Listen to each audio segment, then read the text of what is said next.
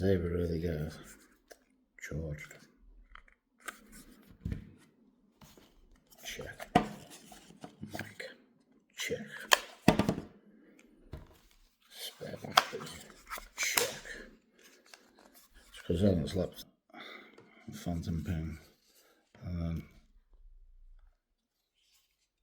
I forgot to charge the phone. Well, I didn't forget. I forgot to switch the fucking charger on. We're ready.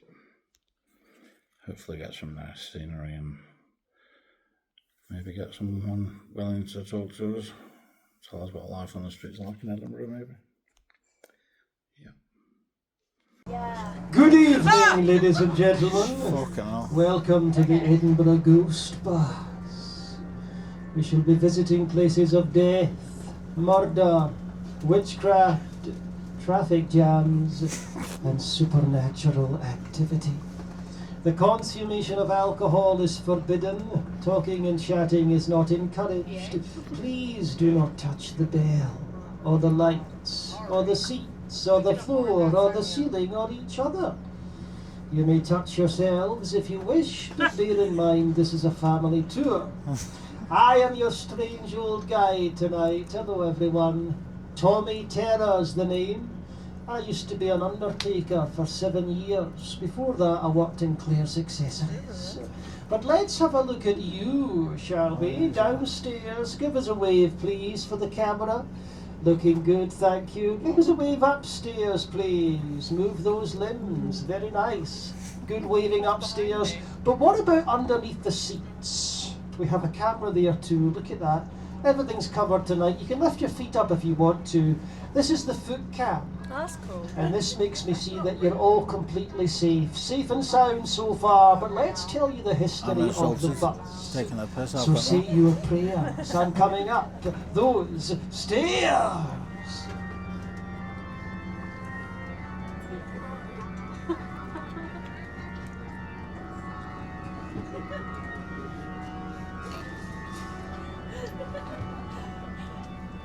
Hiya.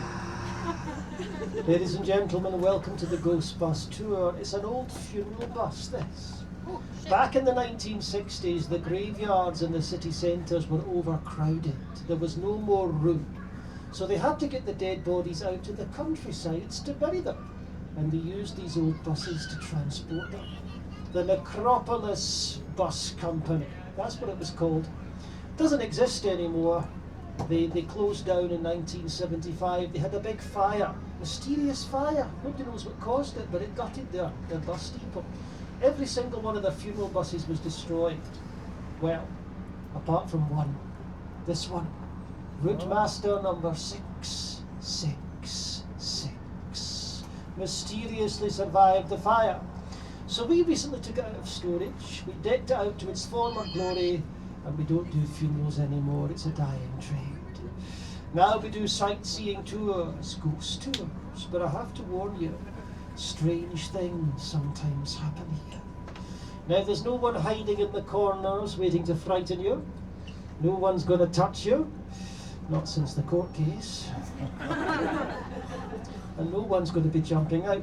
And during the tour, if you're facing forwards and I say look right, then you look right. If you're facing backwards and I say look right, then you look left. Some of you look confused, but we cater to all abilities. So ladies and gentlemen, are you ready for your ghost tour to begin? Yeah. Very well, I am also ready. So let's travel back in time to a time of disease, poverty, brutality and prostitution, or as we call it in Edinburgh, Tuesday. Now I'm going to start off briefly talking about this building on the left-hand side here. We're going to pass by this big building, which is a library on the left-hand side. So that's actually haunted by a violent poltergeist. Because back in 1994, there was a young security guard working in there on the night shift, and he was punched in the stomach and thrown against the wall by an unseen force in the middle of the night on the night shift.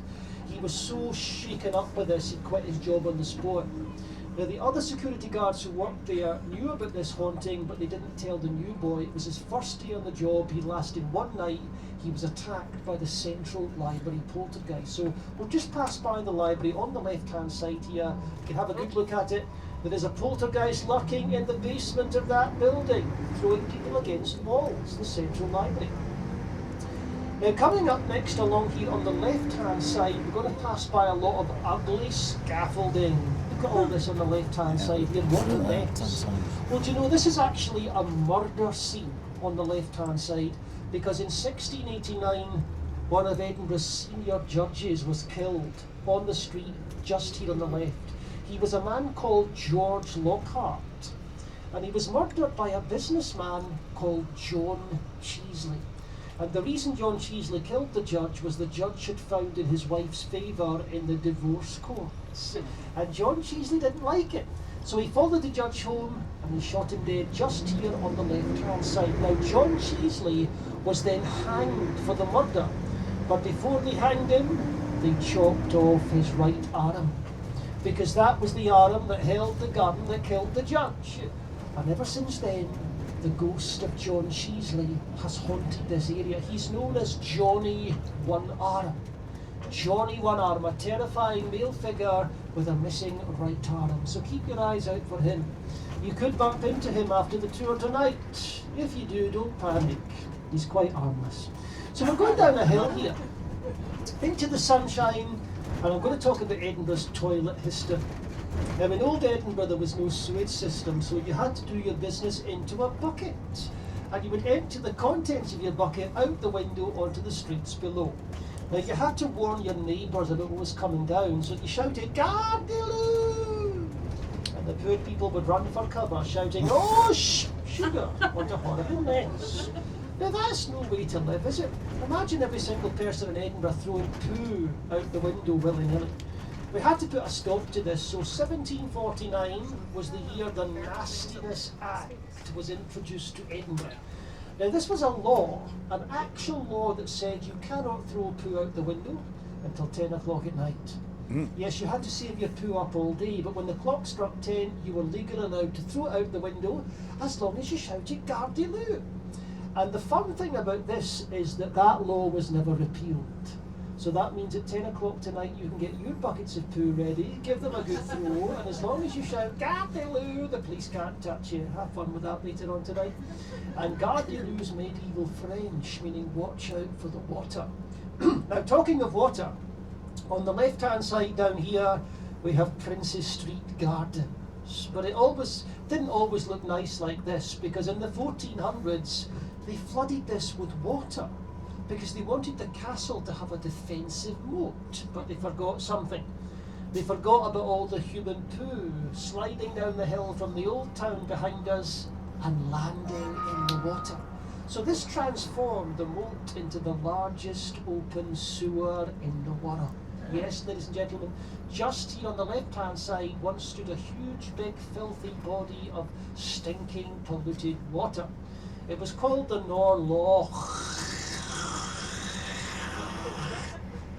which is Scottish for North Lake, if you require a translation.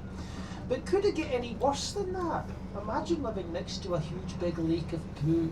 Well, it could actually, because if you were a criminal sentenced to death, you could be sentenced to drown in the lake of poo. And we know the names of some of these people. There was a very successful Edinburgh businesswoman called Alison Ruff in the 1500s. Her husband had died at war, and she took over his business and she made a great success of it. But she was found guilty of murdering her son-in-law. She battered him to death with a pair of fire tongs after an argument, and she was drowned here in the Norloch, Alison Ruff. Now, witness reports say it took 10 whole minutes for her body to disappear beneath the filth and the bubbles to close over her head. And I'm sorry about this, ladies, it was mostly women who were sentenced to death by drowning in old Edinburgh. They would very rarely drown a man. A man would have to do something weird, something very extreme to get drowned. And there was a man called George Sinclair in 1628, found guilty of incest with both of his sisters. So they put all three of them inside a heavy wooden chest, threw it into the Norloch and drowned them. And years later, they drained away all the water to build the gardens, and they found the skeletons of George Sinclair and his two sisters still trapped inside the wooden chest. So that's some of the horrible history of the gardens. No wonder the gardens grow so well, lots of fertiliser there. So I'm travelling across Princes Street, famous for its shops, currently haunted by the ghost of British homestores. And let's take you into the new town. This is Edinburgh's new town, ladies and gentlemen. Built in the late 1700s, designed by a man called James Craig. He actually won a competition to design this area. I don't think he did a bad job of it, really. But I'm going to tell you about some of the ghosts around here. First, let me say hello to the downstairs people. Hello, downstairs dwellers. Nice to see you. Don't be thinking you're safe down here. I'm dangerous tonight. One of my moods. Anyway, so we're going to look out for the ghost of the woman in blue. A famous ghost haunting this area. She's a dressmaker and her name was Jane Vermelt. Now she used to own a little shop in this area in the 1890s until she started going slowly insane. They called it softening of the brain in those days, but she died eventually and her ghost haunts this street. This is George Street in Edinburgh's new town. And for years and years people have seen a lady in an old-fashioned blue dress here with yellow hair and a deathly pale complexion. So keep your eyes out here. This street is haunted by the blue lady, the dressmaker Jane Vermelt. Listen, what time is it? Oh, it's murder time. I'm going to tell you about a famous murder that took place on this street. Look at the TV screens here at this nice couple. Eugene Chantrell was the man and Elizabeth Dyer the woman. They were husband and wife. They lived on this street in 1878.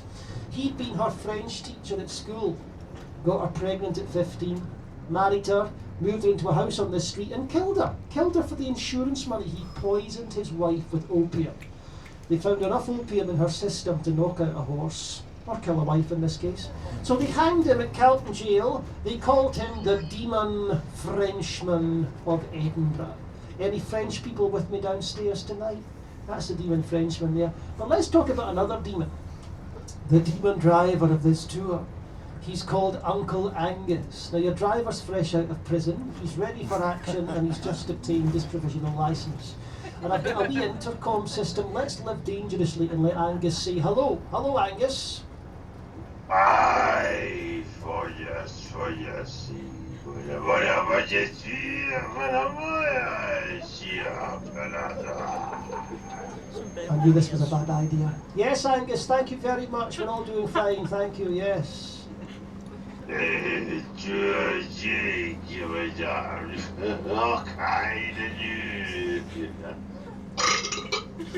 Oh, that's disgusting. Well, don't scratch it, you'll make it worse. Here, any nice ladies on board? I'm looking for a new girlfriend. I'm not seeing any hands go up, Angus. I don't think you're going to get any volunteers. I'm going to switch you off. Bye-bye, Angus. I do apologise about the demon driver. He's not really a demon. He's actually a medium. Only recently became a medium. Before that, he was a small. We'll chat to him later on. So why did they have to build Edinburgh a separate new town? Well, it was for the rich people. And Edinburgh's old town was a walled city. We built these big walls around Edinburgh, but it made the old town very overcrowded, very cramped, not very pleasant at all. So the rich people started leaving old Edinburgh and moving to London to go to better conditions. Then to keep the rich people here, we built them this whole area of their own. So wide open streets, lovely Georgian townhouses, and this symbolised a move away from the brutal past of old Edinburgh into the Scottish Enlightenment. A new way of thinking, a new way of living. So this is the new town for the rich people. We're going to go on to Princes Street again and talk about Edinburgh Castle. One of the most haunted places in Edinburgh. Now the tricky thing with the castle is it's very high up on the left-hand side here. So if you're downstairs on the right, you may have to duck down to see the castle. I keep asking the council to move it, I don't know what the problem is. But the castle is haunted, left-hand side, by a headless drummer boy. And this ghost appears on the castle battlements as a kind of banshee. A banshee warns you of bad news. So in 1650 we were invaded by Oliver Cromwell, and just before that happened, the headless drummer boy appeared on the castle battlement. So if you see him up there, it means something bad's going to happen. There's also a ghostly lady in grey haunting the castle, and she was called Janet Douglas. She was a noblewoman who was falsely accused of trying to poison King James V in 1537. So Janet Douglas was burned alive in front of the castle, and her ghost haunts the place as a grey lady. But back on Princes Street here, this is still Edinburgh's new town. I must tell you this weird story from the 1930s. On the TV screens, Lady Zelia Seaton. 1936, she left Edinburgh to go on holiday to Egypt with her husband Alexander. Now, she loved to show off to her neighbours. She loved to get a souvenir and bring it back to Edinburgh. Well, she was being shown round a mummy's tomb in Egypt, and she stole a bone from the mummy. She took about the mummy's spine bone when nobody was looking. She brought it back to Edinburgh, to the new town, put it on display in a glass case in her dining room. And it brought a curse to the house. There was unexplained fires, there was illnesses in the house, there was near-death accidents, and they would see this strange ghostly figure of an Egyptian pharaoh on the staircase. Well, it made the newspapers in the 1930s. This weird story of an Egyptian mummy haunting a house in Edinburgh. Eventually her husband got fed up with this. He took the bone to a priest, had it blessed and burnt, and the mummy's ghost was never seen again. Isn't that a weird story for Edinburgh? On the left-hand side, we have some graveyards coming up here. And we have to talk about Edinburgh's body snatchers, because I'm sure some of you will have heard about this, the body snatchers, the resurrection men. Edinburgh in the early 1800s was the best place in the world to train to be a doctor. So all the student doctors came to Edinburgh to study anatomy, but there was a slight complication. They had to have dead bodies to do this, because you couldn't qualify to be a doctor until you dissected a dead body. Chopped it up, pulled all the insides out and made a mess. Well, they were only allowed to use the bodies of hanged criminals, and they ran out of criminals. So where would you find yourself a dead body if you were desperate? The graveyards, of course. So the students started off by stealing the bodies themselves, but we know students can sometimes be lazy. So they started paying other people to do it for them. They would pay £10 for a dead body. £10 was a year's wages for the common working man back then, so this became a huge problem for the people of Edinburgh, trying to protect the graves of their relatives. On the left-hand side here, St Cuthbert's Kirkyard. Sorry to interrupt, but you're all gonna have to get off this bus. What are you talking about, Angus? What's going on now? We have a slight problem. The bus isn't safe. Everyone off. Oh, this is stupid, Angus. Would you expect us to go in the middle of the street? Why don't you have a wee wander through the graveyard? It's a nice night for it. The graveyard? But the graveyard is haunted, Angus. I only need 10 minutes. Ladies and gentlemen, it seems I've got a wee surprise for you lot this evening. No, it's not a trip to McDonald's for a happy meal. It's a trip inside a haunted graveyard. Who's excited? I'm excited. You too? Yes. Well, this is an optional section of the tour. It takes about 10 minutes. And what we do is we leave the bus, we go down the stairs, I tell you some stories, we take some pictures, and then we come back. Now, if anyone doesn't want to go into a haunted graveyard with a strange man dressed in black, wearing too much eyeshadow, just wait on board the bus and watch a video. If you do wish to join me, give me a moment to lock up my cupboard. I'll give you a shout and we'll gather down the bottom of the stairs down here. Now, we sometimes get passing drunks or teenagers trying to disrupt the tours. That's not live, that's just recording. If that happens, we try and ignore them. But if it ever gets out of hand, I may call you back to the bus. It's not happened for ages, but I'd like to warn you just in... Small shit. It's all those bodies.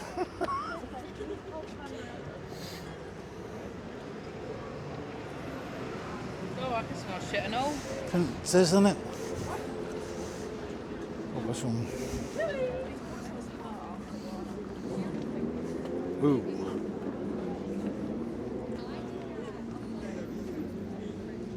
You having fun?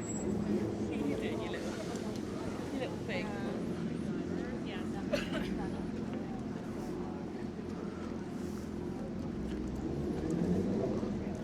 Ta- There's a bit of bin there. You weren't used to me.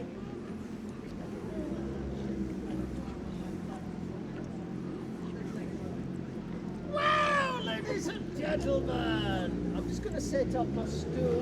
Where do we can't stand on stalls with such an old graveyard, so I bring this wee stool in. Get them in Asda if you're interested. So let's all gather round nice and close. This is Edinburgh's oldest graveyard. We have been burying bodies here since the 1100s. And no matter where you stand, you're standing on top of someone's grave.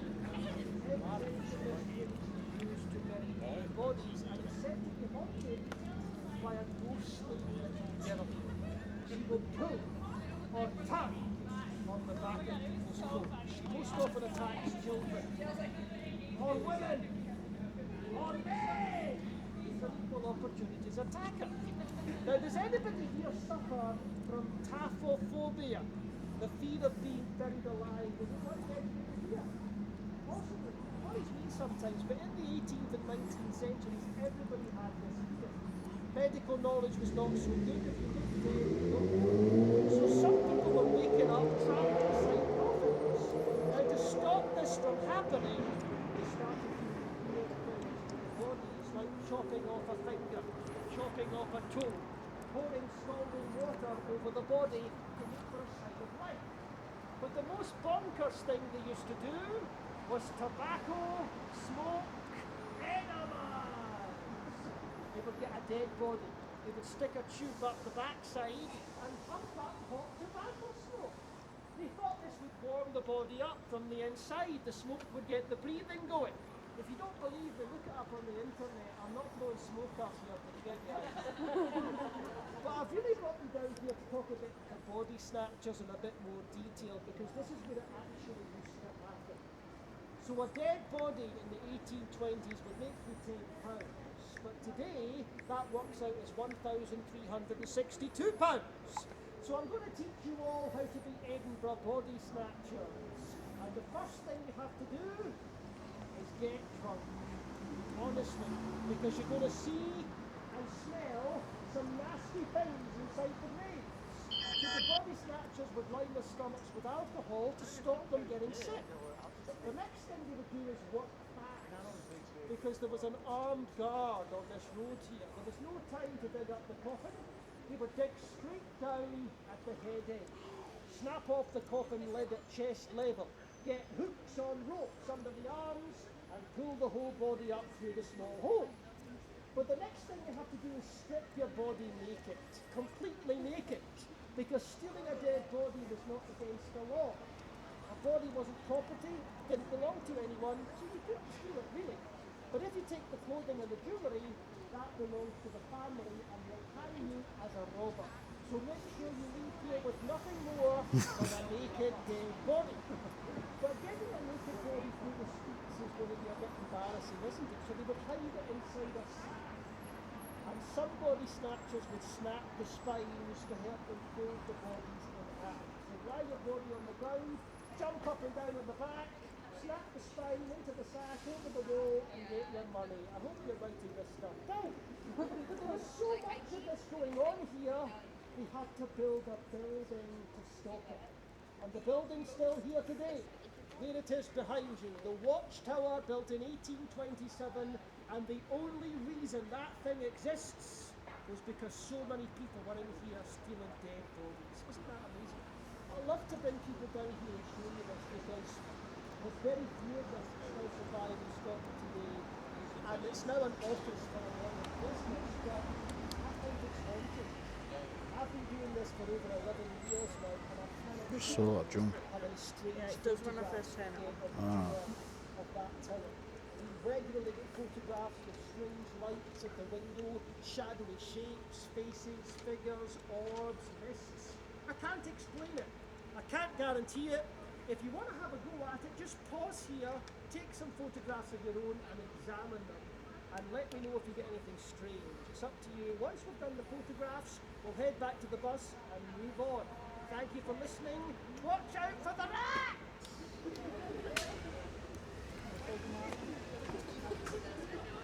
Might be more likely that it's somewhere But grab that one, I can't. I need my other hand. Ah.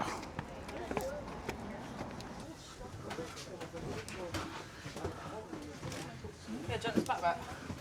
Da. It's well cool. Good, isn't it? It literally looks exactly like the one in Faz. I know.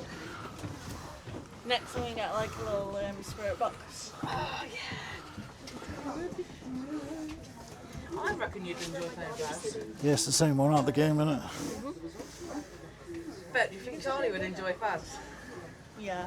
Oh, I should have tried your, what do you call it, EVP. I'll show you one day. Do that tomorrow.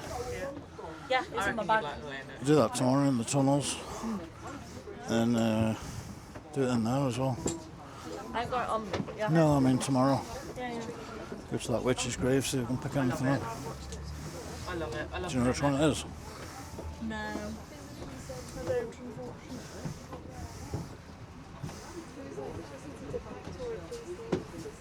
You can have it. It's a good thing. Yeah, they said stay in the same seats. Yeah. They said stay in the same seats. I was kind of. Sometimes nick their seats. Oh my. Quite a nice day, isn't it? I spent it at my granny's grave. She doesn't know that yet. She thinks I'm digging a pond. But thank you for joining us in the haunted graveyard, the only walking section of the tour. Did you see any rats down there? Sometimes see rats. Check out your photographs of the watchtower, and on the TV screens here, some pictures taken on previous tours. Can you see the strange lights and orbs around the tower there? These are pictures taken by passengers and sent in. Now, can you see the face? There's a definite face pressed up against the window there. The middle pane of glass, there's a nose against the glass. I love that face. Two glowing eyes in the darkness of the tower windows. We've been getting these pictures for years. Now, people see a smiling face in this one. The closer you get in, there's two big eyes and a big smiling mouth. There's one I didn't And know a there was very one. angry, devilish face. We see that face a lot. So I don't know what these things are. They could be something paranormal, but I find them fascinating. So check out your own photographs, send them in or whatever. How do you explain that? Look at that strange light around the tower. Weird. But is everyone back on board downstairs? I think they are, yes. And upstairs, looking good too, yes. And the foot cam, very, very nice. I like those trainers on that TV screen there. What do you call that brand of trainers that's got the nothing to worry about. Everything's under control, just an old bus, that's all. We'll just blame Uncle Angus for that. He's just new to the job and he's still wet behind the ears, because I've been licking the back of his head. Anyway, that's between me and him. So this is King Steebles Road. I'm going to mention the names of two men who lived in this part of Edinburgh. Vile, ghoulish characters who earned their living in the most despicable way. No, I am not talking about the Proclaimers. I am talking about Burke and Hare, the serial killers on the TV screens here. They were two Irish men. They lived in this part of Edinburgh in the 1820s and they killed 16 people in under a year. And the reason they killed these people was so they could have dead bodies to sell to the doctors, the freshest bodies you could get. So 16 people were killed. They were suffocated one by one at their lodging house. The house is gone now, but it used to be just here on the right-hand side. So they'd bring people back here one at a time, drunk from the pubs, and they would suffocate them to death. William Burke would sit on the person's chest to hold him down. William Hare would put his hand over the person's nose and mouth, and it was a method of murder that became known as burking, suffocation. They would then squeeze the body into a barrel, carry it through the streets and sell it to Dr. Robert Knox. He bought all the bodies, all 16 of them. So how much did Dr. Knox know about where the bodies were coming from? Well, he was never charged with anything, but he was very suspicious because one of the bodies, a young girl called Mary Patterson, he kept it preserved in whiskey for several months and he had an artist come in and paint it. So there was weird stuff going on. They were eventually caught. William Hare was given a pardon for giving evidence to the court. William Burke was hanged and they used his skin to make this business card holder on the TV screens a genuine item from the skin of a serial killer. And we even put his skeleton on display. You can go and say hello to William Burke, serial killer, in the Museum of Anatomy, Birkenhead. On the Oh, that's where we left-hand were side gonna is go. the Grass Market. This whole area is called the Grass Market Square. Okay, so this little doggy over here Oh, I wish allegedly sat on his. So, that's a fucking bullet then. Yeah, apparently this little guy sat on his owner's grave for 15 years. And apparently his ghost still sits there, I think.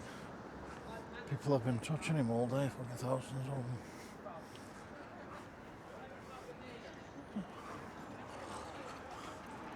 What? Says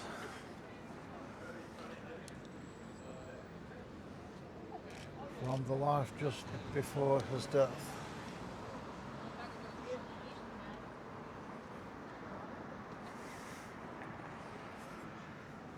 So what did he do? Sit on his owner's grave for how long?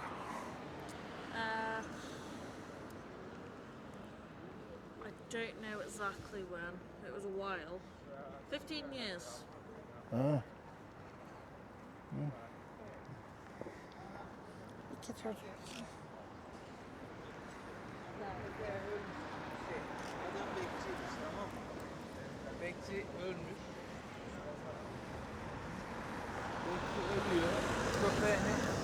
There it is.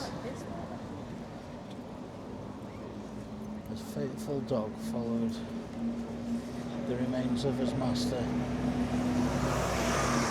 to the French churchyard and lingered near the sept until his death in 1872. Interesting. Lovely city. I don't know, I've only actually seen about 8, maybe 9 homeless people. They must be fucking like... Obviously there's more. It's a major city, but...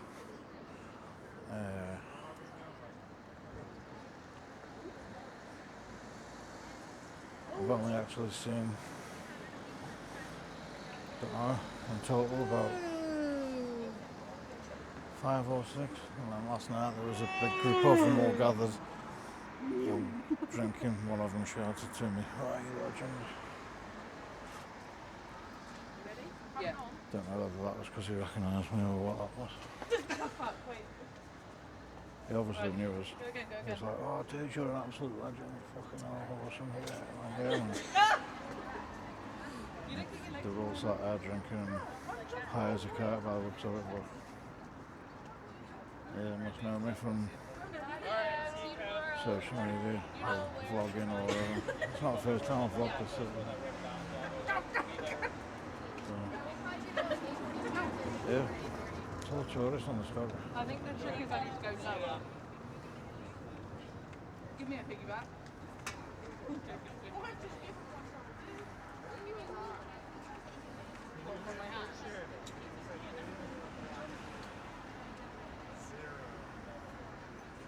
So not this city, I haven't done this city before.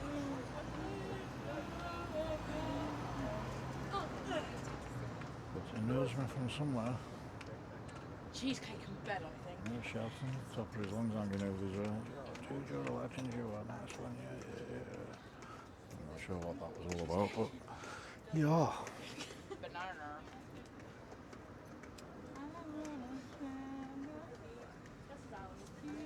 Dozens of people turning up, touching that dog while we've been sitting here. This is a taxi, guys, so